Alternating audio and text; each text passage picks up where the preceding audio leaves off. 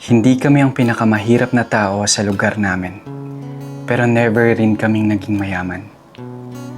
Ang meron lang talaga kami, sipag, tiyaga, at pangarap. So this is my day 2 of Project 50. Dati, pangarap ko lang yung mga bagay na meron ako ngayon. Hindi pa ako bilyonaryo. Hindi pa ito yung dulo ng kwento ko. Pero natutunan ko, hindi mo kailangan maging ready para magsimula. Kailangan mo lang magtiwala na may mangyayari kung gagalaw ka.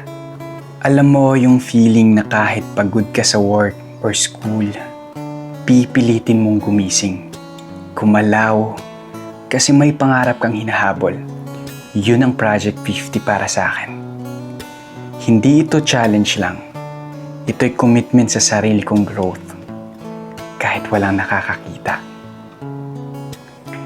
Kung galing ka rin sa hirap, alam mo yung pakiramdam na parang ang layo ng pangarap mo.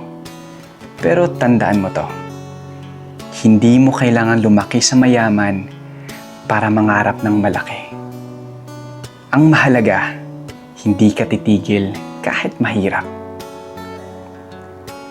You don't need a perfect start. You just need a reason to keep going. Sa lahat ng working students at mga galing sa wala, kaya mo to. Isa lang ang sigurado, hindi ka naglalakad ng walang patutunguhan. So this is my day 2 of Project 50.